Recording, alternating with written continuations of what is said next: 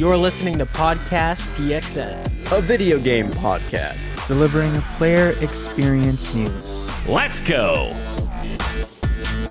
What is up, guys, and welcome to Podcast PXN, episode 323. It's a palindrome. This is Podcast PXN, episode... Wait, I just threw myself off completely. I just said the same thing twice because palindrome, and my brain's fried now. Welcome to PXN, episode 323. God damn it! Everything's repeating. The threes are repeating. Everything is on I loop. Screwed up everything. Oh my god. Should I redo that? We could redo it. No, no one will know. You what? I said no one will know. No one will know. You're right. All right, let's redo it real fast. God damn it. You're listening to Podcast PXN, a video game podcast, delivering player experience news. Let's go. What is up, guys, and welcome to Podcast PXN, episode 323. It is a palindrome, bro.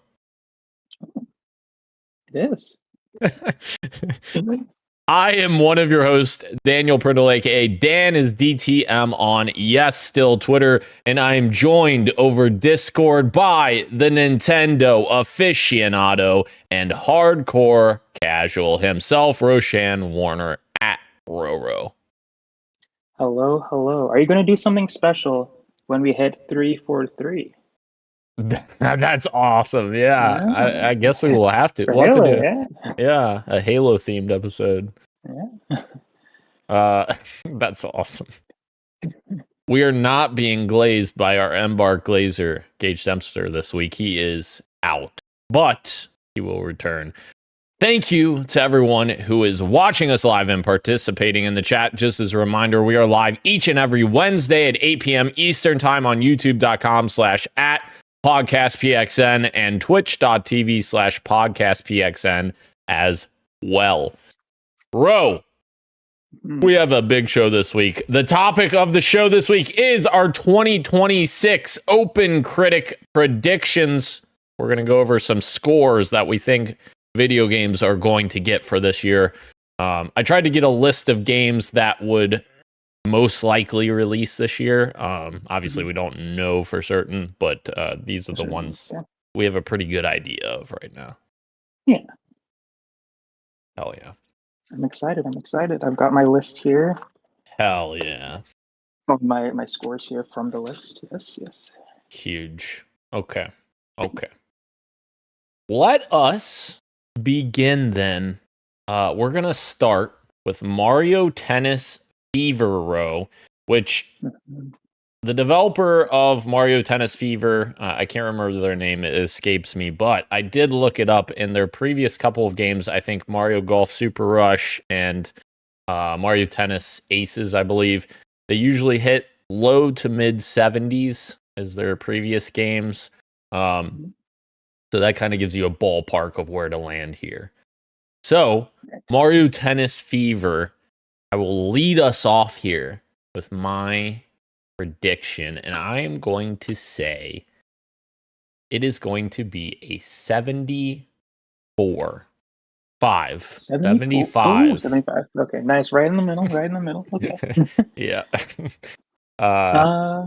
75. 75. Okay. The developer, by the way, is Camelot Software, I think. Camelot Software Planning or something. Yeah, Mario Tennis, I really like those games. I know they're kind of hit or miss, as you were saying with the review scores, and Super Mario Golf wasn't super well, I guess universally acclaimed, I guess. But some people liked it, some people really didn't like it. But based on the previews that I've seen for this one, I think this one's going to do better than at least Mario Golf. So I'm going to say 81. Ooh, 81 for this one. Low 80s. I'm seeing a lot of sevens, maybe a few eights. Yeah. Maybe okay. Yeah. Fair enough. I also have predictions from both Gage and Christian, so I will go Nice. over theirs Sweet. as we go as well. Gage has 80 for Mario Tennis Fever, and Christian has 77. So Gage and you are kind of on the same Pretty close. wavelength. Yeah. Yeah. So you're the lowest out of the three of us? Out of the four of us? Yeah, I guess I am. Yeah, okay. I am the lowest. Okay. I mean, Fuck it's Mario not a Tennis. bad. Yeah. I'm just kidding. Screw. I mean, based off of the evidence, it's not a bad guess for sure. All right. Moving on from Mario Tennis, we have High on Life 2. Of course, this is the sequel to the, I think, Squanch Games game. It was their first game they ever made, High on Life. The first game, for reference, got a 69. Nice. On OpenCritic. Nice. So, with that being said, I'm going to say that they slightly improve their game, and it's going to be a 70. Okay. Flat 70. Slightly in. 70. Yeah. I was in a similar boat with what I wrote down.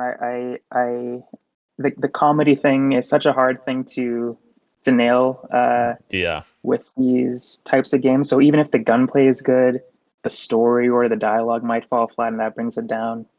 So I said something similar. I said 73. 73 for this one. 3. Okay. All right. Yeah. So also an improvement on the last one, but still nothing. Not like high 70s, low 80s yet. Absolutely. I mean, I guess you and Gage are just like fucking tied at the hip at this point, because Gage is putting 72, 1 point off of you once again. Okay. For High on Life 2. And then Christian's fucking saying this game is getting a major increase, and he's at a 76. Okay, it could happen. It could happen, maybe. 76. Okay. There might be like a really big what's the guy's name? Oh, I guess he's not writing it anymore. What's his name? Oh yeah. What's the guy who did Rick and Morty? Justin Roiland? Yeah, Justin Roiland. He's not attached to it anymore. I forgot. Yeah. Forgot about his controversies. Yeah. I was gonna say there's a big Justin Roiland fan who just gives it a really high score, but that's not gonna be the case. Yeah. Yeah. For sure. Should we Yes. go round robin? Just so I'm not like yeah. I go first next time and then you go first. Just so I'm not like piggybacking off your score. Yeah, I'm cool. I'm cool with that. That's cool with me. Let's do it. So the next game then, Ro, is Resident Evil Requiem. So if you would like to lead us off on this one. Okay.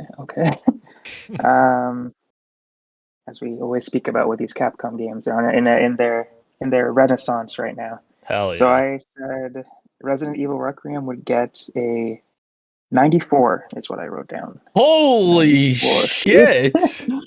I know. Pretty high. Wow. I think Resident Evil 2 remake did really good. I feel like it's going to be like on that level of Resident Evil. Damn. At 94. It'd be GTA 5 maybe. Maybe it's better than GTA 5. Who knows? Damn. That'd be awesome. Lots of 9s and a lot of 8s is what I'm expecting. Maybe a few 10s in there. That would be awesome. I would be in for that. So I'll just go because obviously the other two are already written down here. So, so I think it's going to be 89 for Resident Evil Requiem. I did put in here their last, I think, couple of games have been around the mid 80s, like mid to high 80s. But you have a good point. Resident Evil 2 remake was really good. That I think was a 92 on OpenCritic. Yes. So yeah. It made it past the 90 mark for sure. Yeah. And then Gage, I'm sorry, you and Gage are off now. Oh. You guys aren't together anymore. Yeah. Gage has 86 for Resident Evil Requiem, and then Christian has 88. There we go. All right. Well, if I'm right, then that's a good point. Huge. Because we're Yeah. super far apart. Yeah. We'll see. I would we'll see. love that. I would. We all win either way. Yeah. These are all pretty great scores. Yeah, for sure. Okay, the next one is one that's going to be, I think, a little challenging to figure out, and that is Marathon. So I will go first this time, and I will say Marathon is a 74. 74. Yeah, 74. Okay. 74. I think this game, the last time I've played it, I think that this game has some interesting ideas to it. I think that maybe they're going to struggle with player retention, and I feel like they're going to struggle with like finding the reason to bring players back to keep playing. So we'll see what that translates to in terms of scores, but what I'm thinking.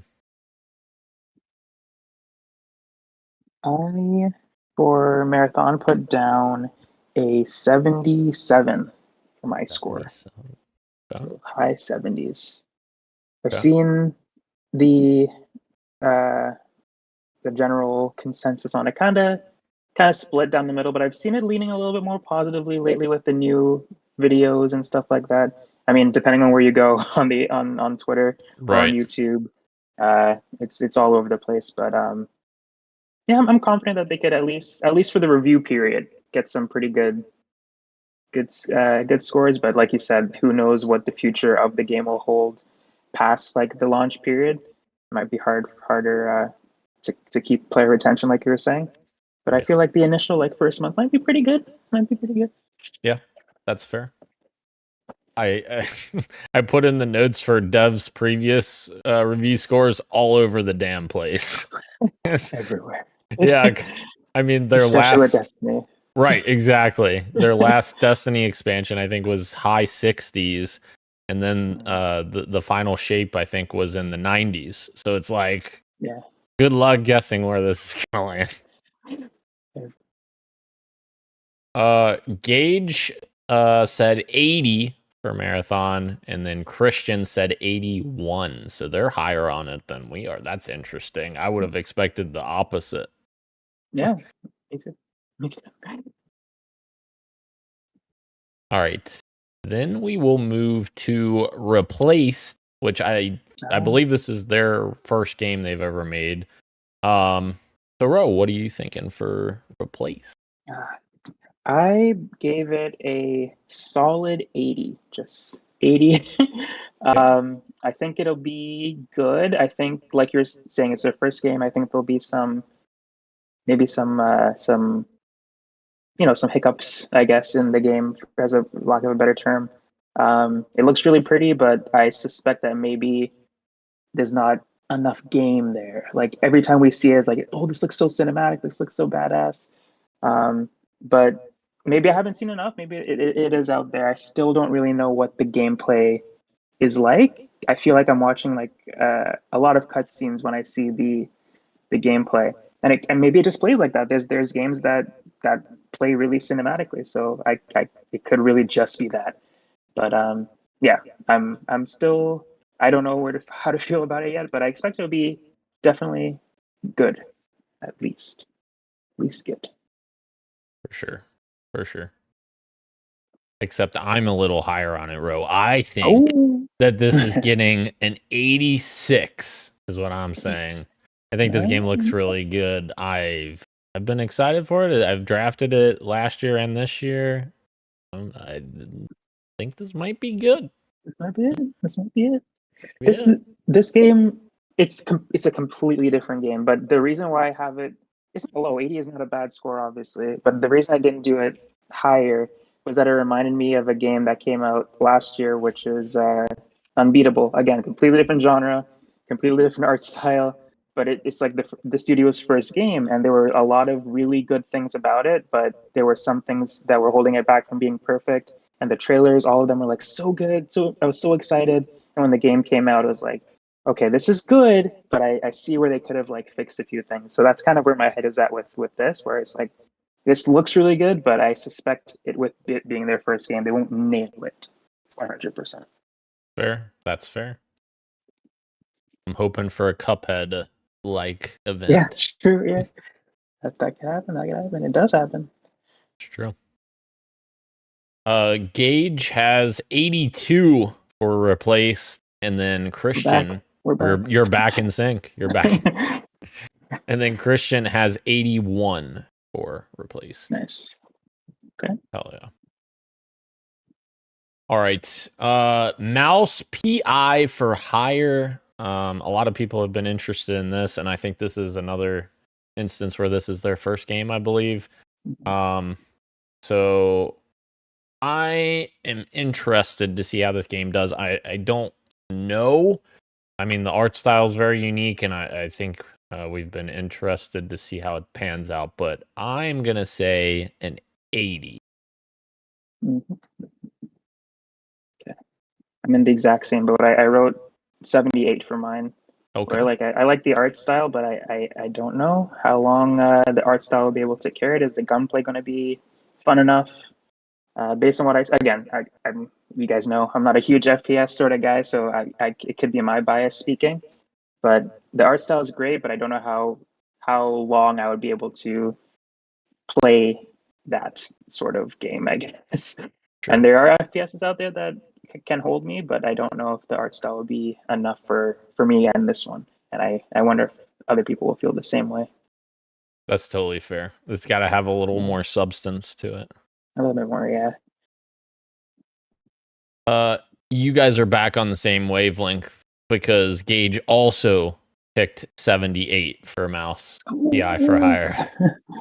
This is either really good for me or really bad for me. Yeah. I mean, history leans towards it's bad for you, but I mean, I mean, his fantasy team is doing better this year. You know, that's true. That's true. He's turned a new leaf, maybe. I don't know. Yeah, maybe. That's awesome. Okay, Christian, he put 81 for mouse PI for hire. And then, bro, that leads us into Life is Strange Reunion, which you can give us your score. Okay, all right. Life is Strange Reunion. I gave it a 73. Whoa. 73. So Okay. low 70.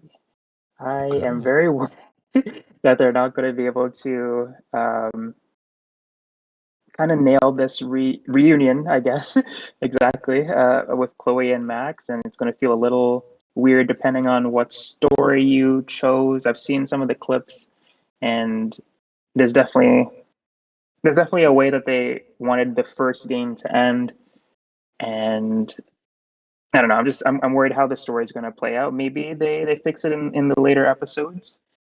Yeah, and the history of the most recent Life is Strange as well. The full exposure. That one didn't do super hot either. But I don't believe Don't Nod did that one. I don't remember though. I think Jack Nine might have done that one. I could be wrong. Yeah, double exposure. Yeah, you're right. Deck 9 did that one. Right. So Don't Nod is back on this one, I believe. Yeah. Which is good. But yeah, I always wish that I love Life is Strange 1. I love Chloe and Max, but I really wish that Life is Strange continued with the like anthology series kind of route with how they did Life is Strange 2 and True Colors instead of going back to Max and Chloe. I wish their story just was able to end. But yeah, I'm worried. I guess it's to say the least. So, I will say, the history of the Life is Strange games, Ro, it's usually in the low 80s. Low 80s. Yes. minus True. the last one that you just said. Yeah, double exposure. Yeah, they could do it. I think people really love Max and Chloe. I love Max and Chloe too. I just might be tired of them now at this point. Right. And maybe that's again my bias speaking again, and the general audience might not feel that way, and this might do really well. But I don't know. It's going to be a tough landing to land. I think they're coming back together. So I'm gonna give you my context before I give you my score. Okay. Everything you just said is valid. However, from an outsider perspective, someone who doesn't play these games and know anything about them, it seems like I think that people that are like really invested, like you and you know maybe Christian or something like that, would be giving it a lower score than like a critic would be, is what I'm thinking. Because of like some of the story elements that they're choosing. And that's why I feel like I'm giving it an 80 to continue like their historical trend with the games. Okay. We'll see though. We'll see. Gage is putting a 78 for Life is Strange Reunion. And then Christian is by far the lowest at 68. 68. Oh my gosh. Yeah. It's possible. See, you were right though. Like me and Christian are right? the lowest. Yeah. We'll see. All right. Then we move over to Pragmata, which is being made by Capcom, of course. Their new IP. This one's a tough one to judge. I feel like it's going to be good. I just don't know that it's going to be like that exciting. I'm going to say an 81 for Pragmata. I am going to say 84 for Pragmata. Oh, wow. 84. Okay. I still haven't played the demo, but based on what I've seen people say about the demo, they really enjoyed it. Wish they could get more. I'm really looking forward to it. Hell yeah. Gage has a 79 for Pragmata. He has the lowest of all of us. And then Christian has 84. So matching yours. Yeah.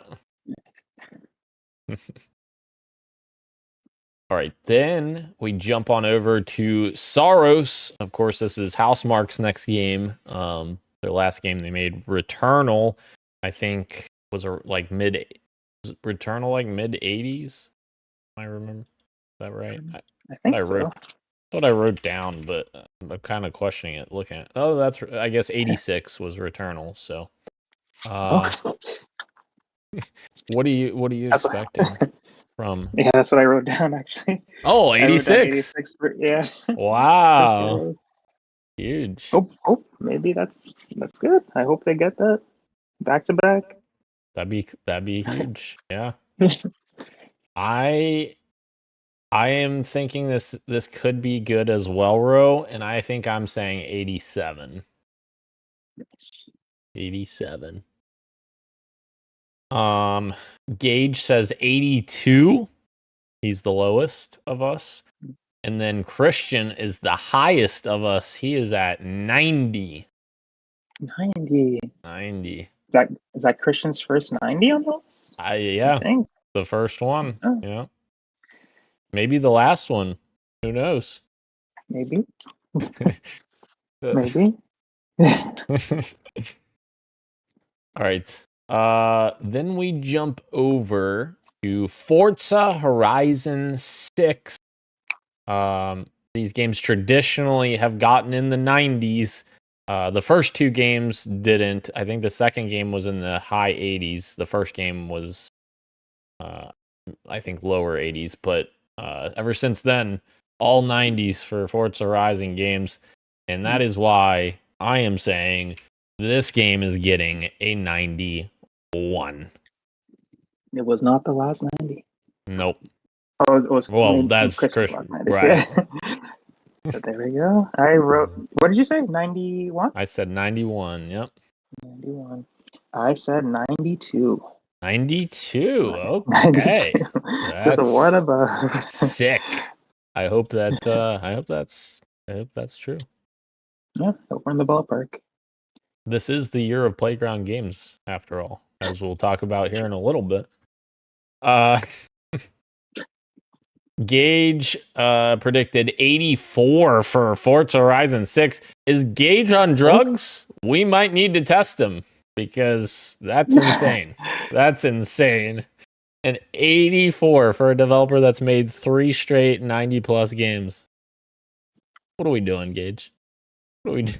What are we doing, Gage? And then Christian, I was joking when I said that was his last 90 because Forza Horizon 6 is also a 90 from Christian. So we're all in the 90s except for Gage.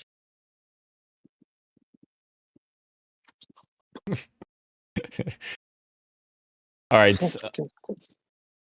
Then we are jumping to 007 First Light. Bro, what are you thinking? 007 First Light. Oh, wait. Before you go. Sorry, I keep forgetting to do this. Before you go, this developer, IO Interactive, of course, has traditionally released in the mid-80s. Like the Hitman games of late have been in the mid-80s. Okay. For my prediction, I wrote First Light is going to get a 77. Wow. 77. I did below 80 on this one. I think it'll get mostly goods and maybe a couple of greats. Yep. You know, I had the exact same score. I had 77 as well. So I'm with you 100% on that. Which I was interested to see what Gage would say because he drafted this game and and Gage put 79. So I guess he's not that high on his own draft pick. That's 9 points at least. That's true. That's true. That's 9 points. That's 9 points more than he had last year.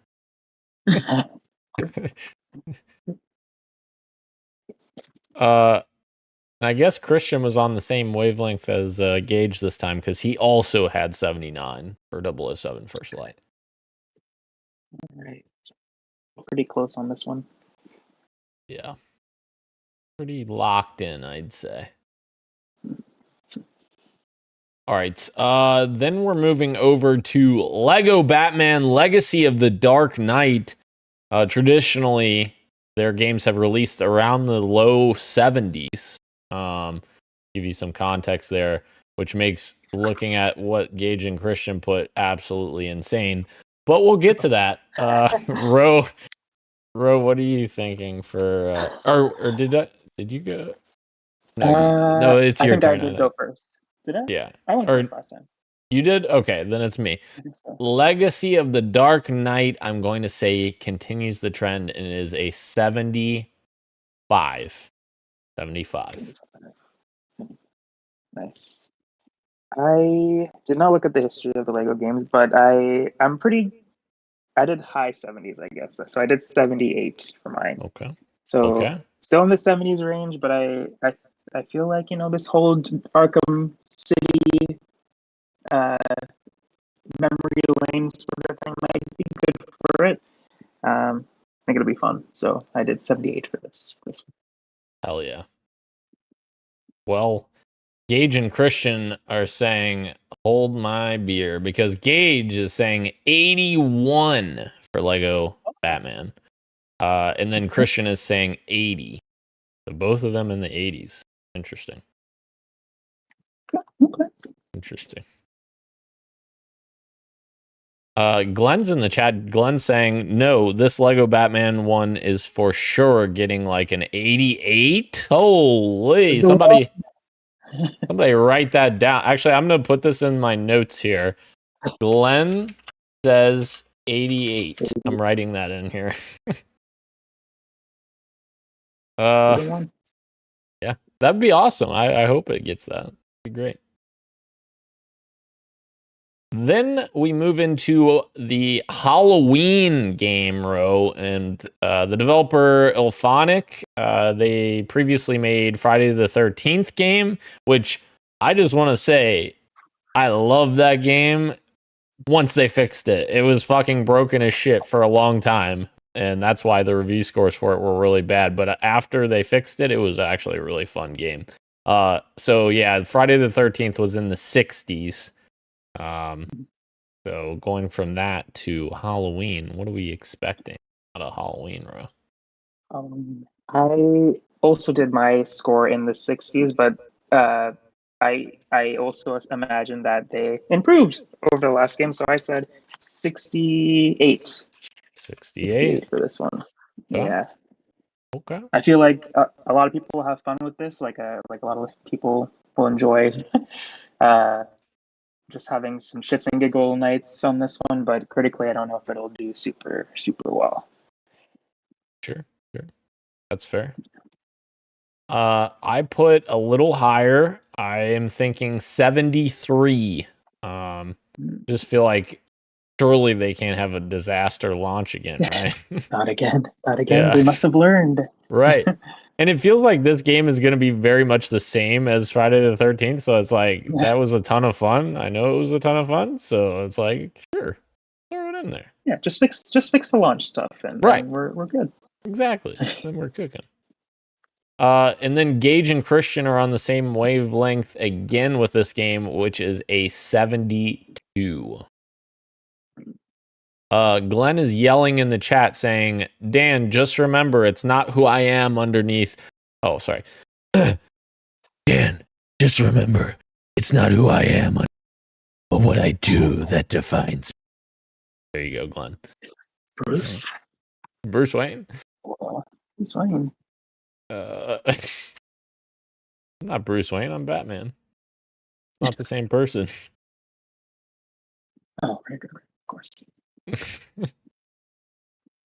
All right. That leads us to Phantom Blade 0, which I did not look this one up. I probably should have, but I don't know what their previous game is. Phantom Blade a franchise? No, I don't think so. Okay. Well, then that makes. Yeah, I don't know who developed it though. S game. Who did they do? Phantom Blade. Yeah, I have no idea. I probably should have done better. Nothing. Yeah. I think is this their first game? This might be their first game. Yeah. That's right. Okay. Yeah. So we're going blind on this one. So I'm gonna say 79 on this game, and I'm just shooting from the hip. You know, sometimes you gotta shoot from the hip. Phantom Blade, I gave it a high 80s actually. I gave it 86. Oh wow. 86. I might be way off base because I do remember this game looked good. Yeah. I could be too. There's a lot of games that look good and are not good. Yeah. But I'm hoping this is not one of them. 86. That's true. Yeah. And then we get to the point where I feel like Christian and Gage are cheating off of one another because once again, they have the same score here. 81 from both of them for Phantom Blade 0. We'll see. Yeah, the combat looks pretty fun. Looks fast paced. It looks like it reminds me of Sekiro, honestly. The combat, at least, it's like really fast, Souls like sort of stuff. Big enemies. Yeah. It's cool. Very cool indeed. And a game now that may or may not come out this year. We'll see. Grand Theft Auto 6, probably one of the biggest games of all time. What are we thinking we're going to see from Grand Theft Auto 6? Said it's getting a 93. GTA 6. 93. Okay. I think they nail it. And people love it. Okay. I don't think that's a crazy prediction, obviously. I think, I forgot to go over that again, but obviously everyone knows Rockstar Games in the 90s always. I think Grand Theft Auto 5 was 92, Grand Theft Auto 4 was 95. The list goes on and on. But I agree with you. I think it's going to go up in quality with 6. The game's been in development for fucking 13 years. I would hope so. So I'm going to say 94. Nice. 94. 94. And then Gage is going to say 93. Same as you. And Christian is also going to say 94. Same as me. Oh, okay. There we go. Nice. All right. I alluded to it before. Playground games. This is the year of Playground games. Last year was Obsidian with 3 games releasing. This year, Playground Games is releasing 2 games with Fable and Forza Horizon 6. So Fable, I made the prediction in our episode last week that Fable would get a nomination for Game of the Year, which means I think it's going to do pretty well. And with all that being said, I am saying Fable gets a 90 on OpenCritic. Ooh, okay. I said Fable is getting an 88. 88. Okay. That's still very, I will still be very happy with that. Yeah. And then the boys, Gage and Christian Rowe, are on a completely different planet than us. Not really. Not a different planet, but Gage is at 83. 83? Okay. Louis, it's okay. And then Christian is even more pessimistic at 82. 82. Okay. What It's not the? terrible. It's not horrible. What the hell? We'll see. We'll see.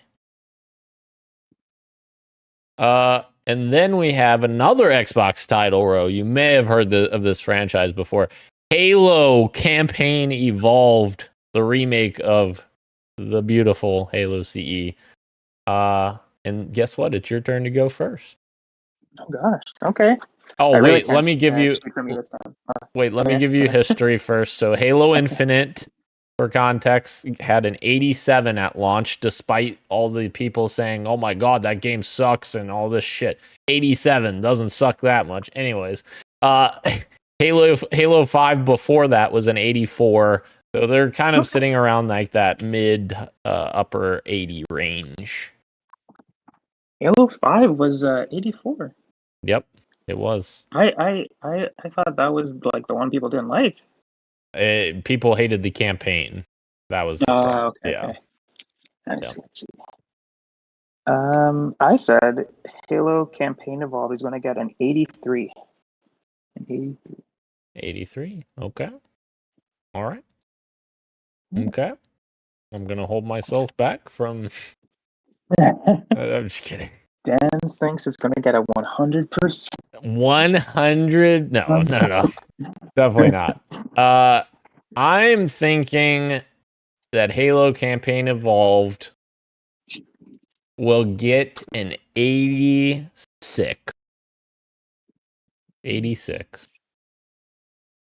And then I'm lost. Where am I at? Gage. Like, oh, sorry. Go ahead. I could say it after. Okay. Gage is sitting at 81 for Halo Campaign Evolved. Thought he was a Halo fan. I'm just saying that. I don't know. And then Christian is sitting at an 84. Nice. I was going to say, I mean, people like the Halo 1 campaign as well, so I guess what I'm about to say doesn't really make that much sense, but I was going to say, like Halo 5, unlike Halo 5, I should say, it doesn't have multiplayer to brace for any negativity that the campaign may have. So if people don't like the campaign or how it compares to the original. If there's any changes that people don't like, then that's the game, Right. So, but like I prefaced with it, people like the Halo campaign, the first one, so probably wouldn't be that'd be a big deal. Right. And I truly hope that people will judge the game based on how it is, not what it doesn't have. Which Right. so often we get because it's like, is it a fair thing to like say, okay, Halo Campaign Evolved doesn't have multiplayer, so like that instantly subtracts 5 points from my head, or whatever someone may think when they think about that. When you have other games like God of War that release and don't have multiplayer, or like there's other experiences, obviously different scale and scope. But I think that Campaign Evolved adding some new missions, missions that, they're adding 3 new missions. We'll see how those are. If those are really good, that could cook. Yeah. Okay. Let's see. Beethoven and Dinosaur Games. Do you recognize that developer, Ro? The Artful Escape. Is it the Artful Escape? Is that right? Yes. Okay. I was like, interesting. Okay. So this developer is, of course, Beethoven and Dinosaur, and they are making Mixtape, and that is our next game to predict here. Their games are usually in the 80s range, so that's a little bit of an idea. The Artful Escape was in the 80s. Actually, I think that's their only other game they've made. So I'm going to say Mixtape will end up at an 83. 83. I said a Mixtape is going to get an 87. 87. I think this game looks awesome. Definitely my vibe. 87. Nice. Swinging for the fences, but I like it. Yeah. And then Gage has 82. He's the lowest of us. And then Christian is sitting at 85. All of us in the 80s there. And then we jump down to Onimusha, Way of the Sword. Bro, what are you thinking for Onimusha? Onimusha, I don't know that much about this series, and this is a Capcom This is franchise, I'm pretty sure. Yeah. Yep. But the Onimusha games I don't think do as well as the other Capcom franchises, to my knowledge. Again, I'm not super familiar with the franchise, so I gave it a 77.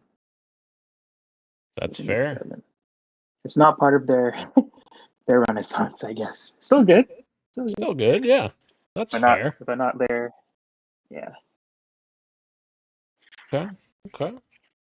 I'm gonna say, yeah. Traditionally, I think the Onimusha games are probably around what you're thinking. I'm gonna say that this is a little bit better, and I'm gonna be still all over that Capcom Renaissance, and I'm gonna say gonna be sitting at an 84. And then Gage texted me, what the fuck do I put with this game? And I'm like, just send me a guess. Just send me a guess. So his answer was 80 for this game. Not too bad. That's in there. That's in the mix. And then Christian's is an 86. So quite a bit up there. Christian's got belief. And then we're jumping over to Yoshi and the Mysterious Book, bro. Which it is my turn to go first. Yoshi and the Mysterious Book, which I'm trying to think. The last Yoshi game was that the Yarn game? Yoshi and the Woolly World. Yoshi's Woolly World. I'm pretty sure. Woolly World. Say that 6 times over and over again. See what? I'm just glad it's not Waluigi's Woolly World. Well, so obviously this is being made by Nintendo. It looks like Woolly World had an 80 on OpenCritic, the last Yoshi game. So it makes sense. I am going to say Yoshi and the Mysterious Book is a little bit more mysterious than Woolly World, and I'm going to say it gains it one more point, 81. Nice. 81. I am the opposite side, where I still think it does pretty well, but not as good in quotes as Woolly World. So I said 78. Okay. 78 for the Mysterious Book. Yeah, it's like it's not Yoshi's Island. It's Yoshi's Woolly World. It's a little bit it's on the other side, I think. That's true. It reminds me of like the storybook, like the Peach game. I don't know, something about it where it's like it's that level of game. Not to say that game wasn't good. I haven't played it, but it's like not the Nintendo we expect, I guess. Not the Nintendo first party game we all flock to. The Nintendo seal of quantity, not quality. Yeah. Thank you, Damon Hatfield, for that. Okay. Gage is sitting at an 84 for this game. He's very high on Yoshi. This game. And then Christian's sitting at a 78 as well, Ro. Copying you. I think he copied your work, honestly. I think he did. All right. We're down to our last three here. Marvel's Wolverine is our next one. And of course, this is from Insomniac. Their last game, Spider-Man 2, was a 88 on OpenCritic. I think Miles Morales was 85. Miles Morales was 85. So upper 80s is where Insomniac seems to land. I think, was the original one like in the 90s? Maybe? Spider-Man? No, it wasn't. You're right. No. It was in the 80s as well. Yeah, in the 80s too. Am I first on this one? Oh, that's a good point. Oh, I think it's me now, right? Okay. Yeah. Or no, wait. Yeah. I don't remember. Oh, wait, no, it is. Wait, is it? 'Cause you had Kalo, that. No, it's you. It's you first this time. Okay. I think kind of crazy what I wrote down, actually. But I'm looking at the rest of these numbers, but not that crazy. It's not that far off, I guess. I wrote 90 for Wolverine. That's possible. 90 is my estimate. They're pretty solid with their games in general, honestly, even before the Marvel stuff, like Ratchet and Clank and Sunset Overdrive. So they're a pretty good studio, but their superhero stuff has been really good so far. I said that this is going to be like how, I mean, Wolverine is pretty popular already, but I imagine this game will get like casual gamers into Wolverine. This would be like the thing where like, oh, show me some cool Wolverine comics. I really love Wolverine now. Like how people were with Guardians of the Galaxy and stuff like that. Yeah, I think it's going to do really well. Yeah.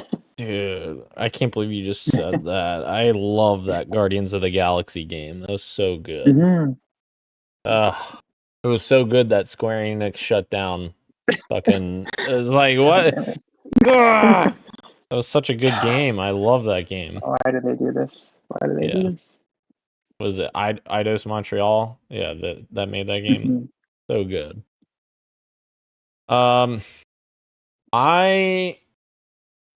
I think this game is going to be slightly worse than the Spider-Man games. Well, I guess not slightly worse than Miles Morales, because I'm going to say it's an 85, which is the same as what Miles Morales got. Yes. Yeah. Still very good, though. Still very good. And then Gage is sitting at 82. And then Christian is at the lowest here at an 81. Okay. Interesting. Then we're going to jump over to Control Resonant, which it is my turn to go first. The history, of course, is from Remedy Games. Control, the first game, got an 84 on OpenCritic.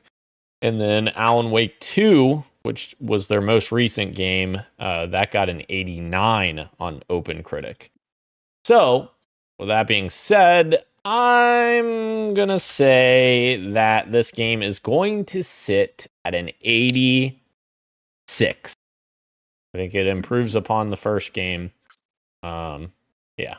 Remedy never makes a bad game, so if anybody puts a bad score here, you've lost your mind. You've lost your mind.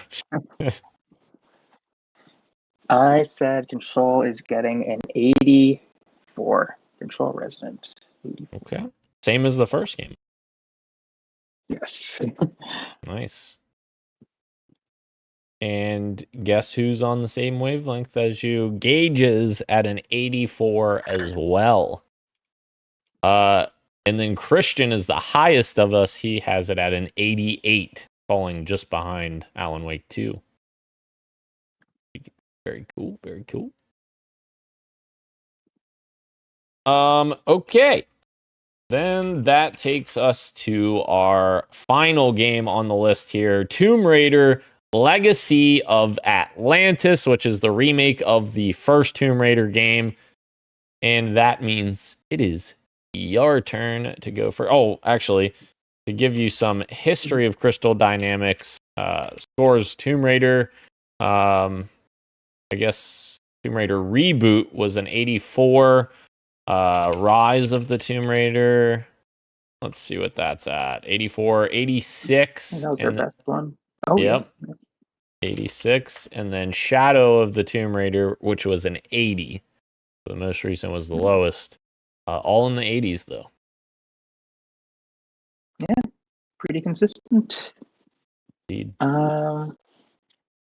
I think this one's going to be on their higher side. I wrote 86, same as Rise of the Tomb Raider. Hell yeah. I'd be down for that. That'd be awesome. Me too. I want some dinos. So fun. Yeah. Hell yeah. I am putting it at an 85. So right under you there. Slipping right under. Solid 85. And then Gage is sitting at an 83. And then Christian is also at an 85. And there we go. That is all of our OpenCritic predictions for this year. Oh yeah, looking like a good year. Hell yeah. It is looking like an excellent year. Just like a glance over this list.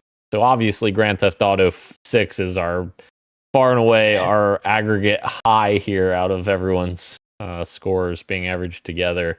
But right behind that, it appears that Forza Horizon 6 would be right behind it.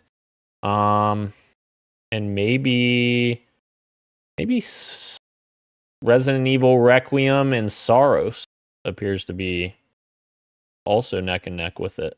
So yeah, we're going to have a lot of good games this year, I think. And this is only the games that have been confirmed or are most likely coming out this year. There's a bunch of stuff we don't even know about yet.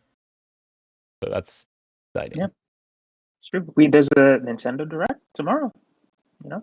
There is. You're right. Yeah, There There could be something cool that comes out of that.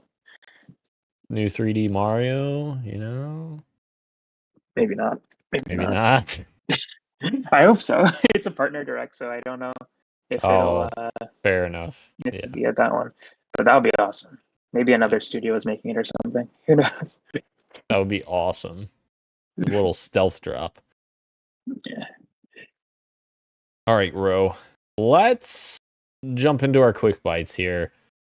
The first quick bite, God of War's Amazon series has its cast coming together. We have a lot of new cast members being announced.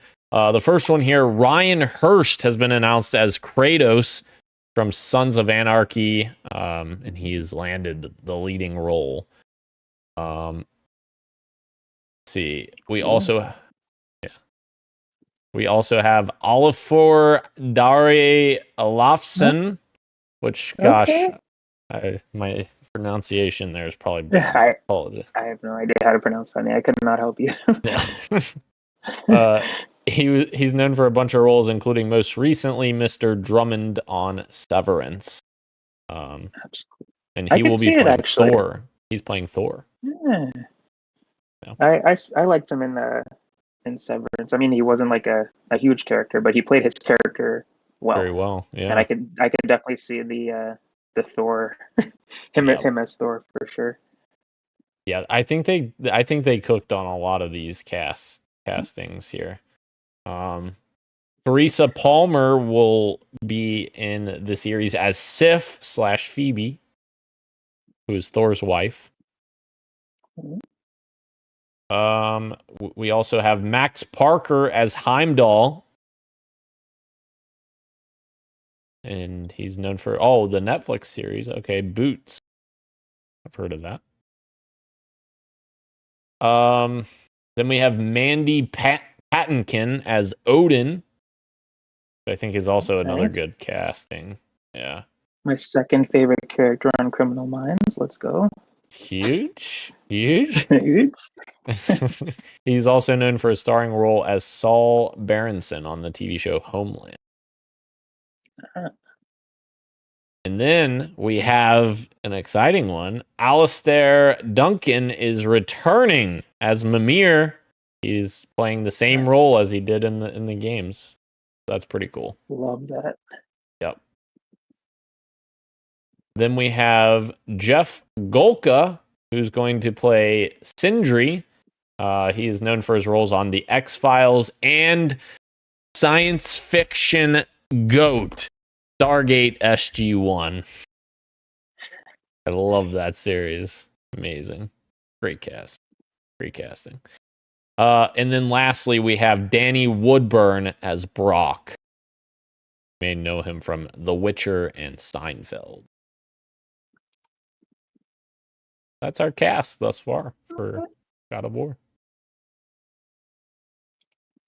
I am intrigued. Me too. Yes. I'm definitely more intrigued than I was before we got these castings. All right. Our next quick bite, 5v5 has been added to Highguard, and they also released a performance patch as well as a new base for players. Raids are now 10 lives instead of 6. Respawns are slightly longer during raids to allow generators to be planted and defused. I think this is a huge addition because one of my big complaints from this game, as I talked about when I played it, was the map feels empty. There's not enough players. 3v3 just didn't make sense for this game. So I think it's a great pivot for them to already be putting in a 5v5 mode. That's a win. Good. Our next... Oh, helps. sorry. Hopefully what? Hopefully it helps. Hopefully it helps. Yeah. For sure. Yeah. Our next quick bite row, season 3 of The Last of Us TV show is expected to be the final season. HBO's Casey Bloys, in a new interview with Deadline, says it certainly seems that way. Interesting. Yeah, they got a lot of stuff to wrap up in one season. We'll see. I remember where they left off, and I remember how they ended season 2. Yes. Yeah. Okay. Because everyone expected them to end season 3 at the same spot. Yeah. But and then yeah. Interesting. Yeah. Okay. I'm hoping it's a longer season. Right. I don't know. Yeah. Because I don't know if the 8 episodes would be enough for that. Right. I don't know. Was it? Yeah. Very interesting. I just oh my god. People are commenting below. Some people are being mean, of course. But I saw the I'm gonna be a dad gift of Ellie. Oh my goodness. Yeah. What a show. What a show. What a show. Okay. Changing direction completely from that quick bite. You may have heard about the Epstein files, and you may be asking, damn, why are we talking about the Epstein files on Podcast PXN? Well, unfortunately, it's because of some of the news here, which is that Leslie Benzies has been accused of sexual assault in the Epstein files. Of course, Leslie Benzies, formerly of Rockstar Games, now part of Want to Build a Rocket Boy, or whatever the fuck the studio name is, that made that what's that game called? Crap. Build a Rocket. Was it what the game we're trying to Mind's figure out Eye. the game? Mind's Eye, yeah. Yes. Not the bad one. Yes, it was bad, yeah. But yes, formerly of Rockstar Games and had a lot of influence on Grand Theft Auto. In a shocking allegation uncovered in a recent publication of further Epstein files, former Rockstar North president and founder of Build a Rocket Boy, Leslie Benzies, has been accused of sexual assault. Further, it was then claimed that Sam Hauser, the current president at Rockstar, was at least aware of the situation. The claims come from Sarah Ransom, a recognized victim of Jeffrey Epstein and Ghislaine Maxwell's sex trafficking ring. In 2006, she was allegedly abused by the pair in recently revealed Epstein documents. She writes that Leslie Benzies also sexually assaulted her while dating her. So yeah, that is not good at all. That's awful. Yeah. Nothing in the Epstein files is good. Yes, exactly. Including the second part that we have here. And that is from Bobby Kotick. Additional emails also reveal that Jeffrey Epstein's advisors were talking to former Activision CEO Bobby Kotick about microtransactions in Call of Duty back in 2013. Talking about how good of an idea it is for microtransactions. So... fucking A. Everything is his fault. Yeah. Just everything. My God. That's the worst kind of thing possible. That terrible of a person has made gaming work too. Yeah. He has not made anything, no positive influence on society in any way, shape, or form. No, not at all. God damn. Nintendo did release some new financials for our next quick bite here. Nintendo Switch 2 has officially sold 17.37 million units. They also announced that the original Nintendo Switch has now sold 155.37 million units since its launch in 2017 and has now become Nintendo's best-selling console of all time, passing the Nintendo DS. Huge. That's crazy. That is crazy. I contributed 2 of those for my nieces and nephews. Yeah. Well, part of 2. I helped with 1. I got 1 too. Hell yeah. And then they talked about their software sales that are leading right now, which includes Mario Kart World at 14 million units, Donkey Kong Bonanza at 4.25 million units, Pokemon Legends Z to A 3.89 million units, Kirby Air Riders at 1.76 million units. And the troubling part is they don't mention a single bit about Metroid Prime 4 Beyond sales, which gives us a little bit of concern about the future of the Metroid Prime series. Mm-hmm. I saw a Steven Totillo post when I was on Twitter today, a little bit ago. He said for some consternation about neither the Switch or Switch 2 news version of Switch or of Metroid Prime 4 making Nintendo's million seller list for the period of December 31st. And Nintendo rep told me today that combined sales of the 2 versions in fact passed 1 million copies. There's no other source besides that, and obviously Nintendo themselves didn't post it, but Steven Totillo is pretty reputable. So he got got a quote from a Nintendo rep who I don't believe was named, that the Switch and the Switch 2 versions combined at least made past 1 million copies. I guess the question That was is, like 5 hours ago.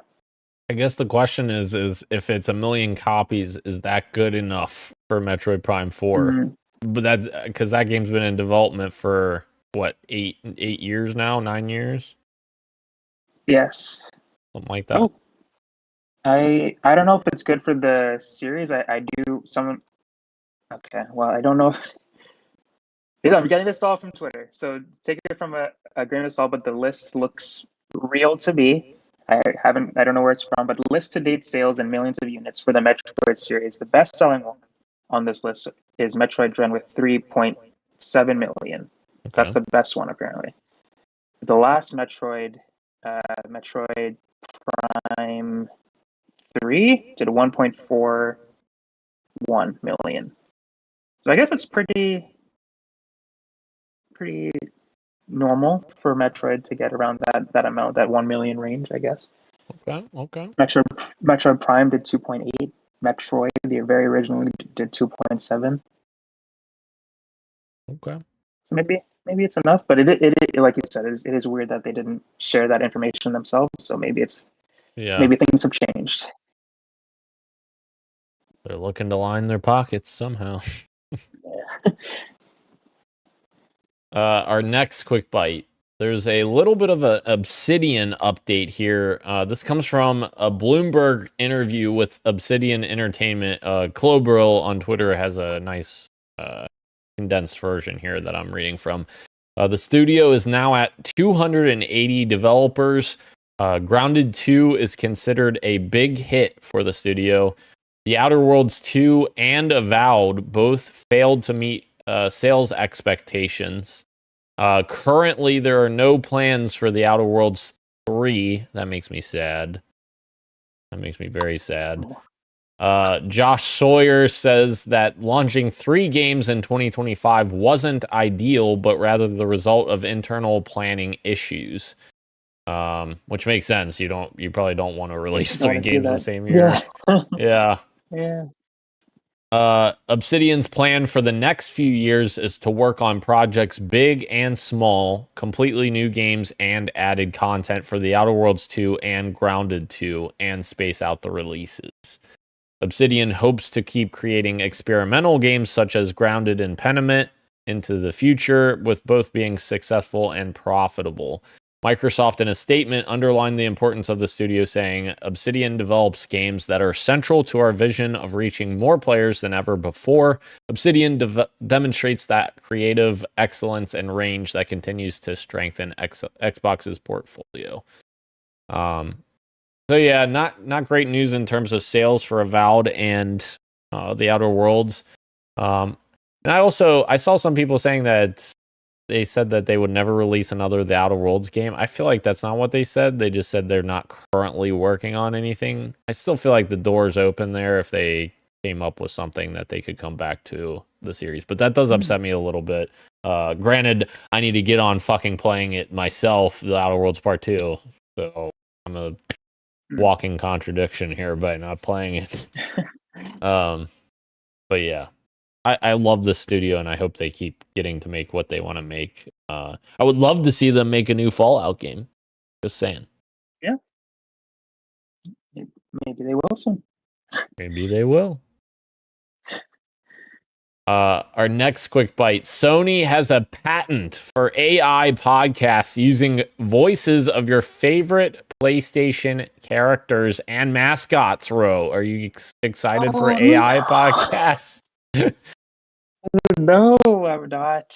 I'm not excited for AI podcasts. Oh God, why? I don't know. Oh my gosh, Incredible. ridiculous. And I mean, no. I don't know why they did this. Why are they doing this? You see, Ro, this isn't an actual podcast right now. This is an AI podcast that they are just using right now. This is we are not real people. We're not real people. YouTube is doing the same thing. The CEO is like very much pushing AI recently where he's trying to like add some tools where creators can like make AI versions of themselves to make their own content. So you're like plagiarizing yourself. It's like, what are you guys doing? Yeah. No one wants this. Stop, please. Agreed. So weird. Very weird. Did you have a chance, Ro, for this next quick bite to check out Resident Evil Requiem's short film that they released? Oh, that's unfortunate. You're too scared, I bet. I'm just kidding. No, I actually loved what they did here for this short film to help advertise for Resident Evil Requiem. Like, I thought this short film was shot very well, and like it just had like heart to it that I feel like, I don't know. I feel like we've never gotten something like this in a Resident Evil marketing campaign before. So like I found it really interesting how they decided to follow this mom and child through this crazy world, and also kind of lean into one of the gameplay mechanics for Resident Evil Requiem, which is that the zombies now somewhat remember their previous lives, and you kind of see that as the mom walks up to the grave of her child, until the camera pans around and you see that she's a zombie now. So I thought that was kind of neat. Yeah, that's really cool. And kind of like off of the heels of the last story with the AI thing, which takes absolutely zero effort and creativity to do. It's cool that, again, for a game that is as big as Resident Evil 9, they don't have to do something like this to get people hyped, but they thought it would be cool. They got some real actors, and shot this with real cameras, So that's cool. I haven't seen it, but I can definitely respect the effort that they did. Oh yeah. Our next one, Ro, we have multiple pieces to this Grand Theft Auto 6 train, and we have learned that Grand Theft Auto 6 will not use generative AI whatsoever. Coming from Take-Two CEO, he says generative AI has zero part in what Rockstar Games is building. Their worlds are handcrafted. That's what differentiates them. They're built from the ground up, building by building, street by street, neighborhood by neighborhood. They're not procedurally generated. They shouldn't be. Now, the CEO says that, but then he also says, I am even more optimistic about AI than I've ever been. And I thought the Project Genie, which is Google's Project Genie, was a great sign of things to come. Oh boy. You're so close. You're so close. Yeah. Of course, Project Genie looked like a thing that was going to spook all video game publishers and developers, because like after his comments about this, the Take-Two share price dropped 12%. So people are obviously worried about AI trying to infiltrate game development a little bit here.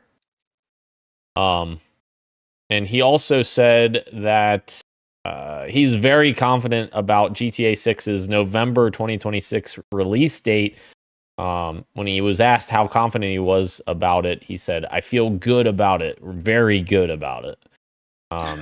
And he also says that it's on course for 2026. But circle back the time a little bit, guys, because this story may sound familiar, and it does, because February 6th of 2025, we got a quote from Take-Two CEO, the same man that said GTA 6 is on course for fall 2025. So definitely don't take it to the bank. It ain't written in stone just yet. As we saw with the first story in this section, and then the second one, he kind of just says random stuff. Yes. He says like, "No AI, AI." Yeah. And now it's coming out this year, next year. So I agree. I'm not very confident with his "I feel goods." Yeah. But I hope he's right on this one. I would like it to come out this year as someone who has on their fantasy draft. That's true. That'd be big points. He's saying, "Trust me, bro. Trust me, bro. Trust me, bro." Trust me, bro." Yeah. He also said that the launch marketing for Grand Theft Auto 6 will begin this summer. Take-Two. So if that happens, if the marketing does indeed launch this summer, then maybe I'll be more of a believer. We'll see. Our next quick bite row, AMD is hinting at that the next Xbox could launch in 2027, and also Valve is also set to release Steam Machine early this year at some point still. Interesting. I still think the Xbox thing, I think that could get pushed back very easily because all the components right now for PCs are getting insanely expensive. RAM and storage costs are fucking insane right now because of AI basically stealing all of it, and companies moving away from creating RAM to go create AI chips. So it's very concerning in terms of pricing right now. So I think it's a lot's going to depend on like where the market's at next year to see if it's recovered by then or not. But I don't know. Fingers crossed. I think. Do we have it? I think you have it here. Never mind. Yeah. Oh, okay. Yeah. The new Overwatch updates, Ro. Mm-hmm. You're excited about them. Do you want to talk about them? I was half joking in the You were half in the joking. chat, but I do want to. The more that I see, I do kind of want to dip my toes back in. Maybe check it out randomly. It is free now, but yeah, they're dropping the 2 as you said. They're adding 5 new heroes on the 10th with the beginning of season 10, I think, or season 1 of the new Overwatch, I guess. I think I'm getting the date that it's releasing on in the season mixed up. It's coming out on the February 10th, and it's season 1 of Overwatch. No 2. No 2. But yeah, they're releasing no 2. They're releasing 1 tank, which is the one that I was thirsting over, and 2 DPS heroes, I believe. I don't remember what the 4th or the 5th one is. But yeah, they've got some. They're doing some cinematics like the good old days, like the fully CG ones. Yeah, I like what I saw. I haven't played Overwatch in years, but I am definitely willing to give it a try again. Just like Highguard, just right. a little dip to see how it is. And if it grabs me again, then it grabs me again. I used to love Overwatch when it came out in 2016, 2018. 2016, I think. That sounds right. Yeah. Yeah. I played a lot of Overwatch back then, but I just fell off eventually. But yeah, I'm down. I'm down to try it. Hell yeah! They go from Overwatch to Overwatch 2 back to Overwatch. Nice. Revolutionary. Man. Why? Okay. Let's jump into a quick fantasy draft check-in here, Ro. Did we have any activity this past week? I wonder who could have done something here.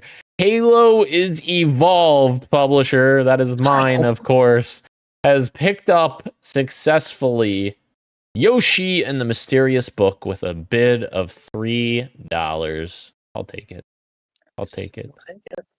But I also, maybe more importantly, acquired a counter pick of the unannounced Assassin's Creed Black Flag remake with a bid of $3. And you might go, Dan, who picked that game? Well, all you have to do is remember our history lesson we did on Fantasy Critic when Christian gracefully gave us all the statistics about who has the most counterpicked game in our entire history of Fantasy Critic. And it's, of course, on Gage's team uncreator.gov. And he is now, because of our new rule this year, since I counterpicked unannounced Assassin's Creed Black Flag remake, he cannot drop that game. Mm-hmm. It is Huge. locked in. Huge. But yeah, that's huge. Yes. Mm-hmm. But that is not all. We do have some updates here that have scores now. So, Dragon Age 7 Reimagined, which is on your team row, Kirby's Ride or Dies, releases tomorrow, and it is sitting at a 85 on OpenCritic, giving you 15 points, Ro. Nice. Huge. I will gladly take that after Code Vein 2. Yes. After that, kind of disappointed, yeah. four whole points for that one, but good job, Dragon Quest. Thank you. Oh yeah. Good job. And then I don't think, did we talk about that? Karen may or may not have been out last week, but I'll just say it again just in case. Karen released for Gage's team at an 86 on OpenCritic, which gives him 16 points. And then also Neo 3 comes out on Friday for Gage's team as well. He's got back-to-back here. And that is also an 86 on OpenCritic, giving him another 16 points. Gage is in first place with 32 points right now, guys. Or Ro. I don't know why I said guys. I'm staring at you saying guys. Oh man. Yeah, that's good. But only 2 games released, and you and Christian have not released any games yet. That's true. So there's a chance. There's a chance you guys obviously there's a chance any of us catch up. It's very, very early. But surprising, to say the least. Still, yeah. Gage number 1. Damn. Crazy. Would have thought. It's not gonna last long. Enjoy these early days. Yeah, Enjoy exactly. These early days. As I lost last year. I say as I lost last year. Hey, sometimes you just have to be humbled, we do have a 3-week gap after Neo 3 releases on Friday, which is Resident Evil Requiem for my team on the 27th of this month. That will round out our February. And then we have a couple games in March coming up as well. March 12th, we have Replaced for my team. We also have Monster Hunter Stories 3 Twisted Reflection coming March 13th for Gage's team. So that gives us a look ahead the next month of excitement. Fantasy Critic. Go. Okay. Let's move into what you got for me, Ro. Dan, what you got for me? Well, Dan, I got disappointing news for you because I'm still a piece of shit because I've only played Arc Raiders. I can't stop, Ro. I don't. It's a problem. It's good. You like it? I know, but nothing wrong with that. You know what aggravates me? Now that they're not on here, it's just me and you, Ro. They'll never listen to this. I guarantee it, right? If you guys are listening, yeah, whatever. I am so mad because they both wiped, which I knew Gage was wiping, but Christian, most of all, he said he was not going to wipe his character, and he wiped his character. And I'm the only one that didn't wipe my character. And now I'm like sitting back like, man, I should have wiped my character with how much I've been playing this fucking game. I could have been back. Ugh. So aggravated. Gotta wipe your character. I know. But you can only do it during certain windows. So like that window passed. Yeah. Okay. Yeah. Unfortunate. I was deceived. I mean, but what are you playing, right? What you got? I have been back on Animal Crossing New Horizons with the new 3.0 update with the hotel and the new items and stuff like that. And yeah, I restarted my island like a year or two ago, but I lost motivation like really quickly after resetting because the tutorial phase is like really slow, and it's fine the first time, but when you've played so much Animal Crossing and then you restart and you have to go through the tutorial again, it's like really a slog. So I just like I can't do this again. And with the update and my girlfriend playing again, I got more motivated, and I'm happy I did because I'm really enjoying it again. But yeah, not much to say about it. It's still great, fun, relaxing game, and I really like the little additions and items that they've added to the game. So yeah, more stuff to chase, more stuff to decorate, more villagers as well with the amiibos, Splatoon amiibos, and the Zelda amiibos.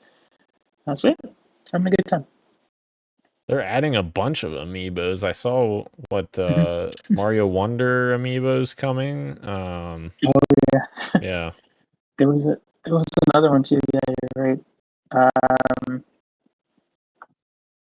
Trying to think what. Yeah, there was other ones that I remember seeing. What were they? Oh yes, Mario. Is it Mario Galaxy? No. Yeah, Mario Galaxy. Yeah, Mario Galaxy. Oh, yes. Amiibos. Yeah. And Kirby Air Riders one too is coming in March. Yeah, they're adding some new ones. I think King Day and Meta Knight. Yes. I think And Chef Kowalski and Hopstar. Oh yeah, Kawasaki. Yeah, true. Kawasaki. Yeah. Whoops. Yeah. Oh, and I forgot Requiem announced Amiibo too. That'll be great. Grace from Resident Evil Requiem. Oh, and they're doing a Pragmata one too, actually, with the You're right. the girl in the blue coat. I don't know her name. Yeah. Yeah, and the space guy. Diana. Diana. Nice. Yeah, they are doing a lot of amiibos. I mean, at least the Grace Amiibo, that's not going to cost $200 like the fucking statue for Resident Evil Requiem. $237 each for Leon and Grace. It's like, what the hell, Capcom? You got to pay $500 for fucking a complete statue because they're like two halves that go together. Like, what the hell? What are we doing here? That's how they get there. That's crazy. I have the Resident Evil 2 and 3 remake statues, and those two combined weren't even, like, they were barely maybe a little bit more than one of these. And that's for two. Yeah. Like, that's crazy. And that included the game, too. Like, that was a collector's edition that included the game and everything. Yeah. That's criminal. That's These must crazy. be some really good statues. Right. Or maybe tariffs. Thank you, Mr. President Trump. Yeah. That too. Everything's more expensive, but, you know. Affordability is a hoax, apparently. Yes, yeah. Affordability isn't real. Stop talking about affordability. Yeah. Oh my gosh. Insane. We live in a simulation, I feel like.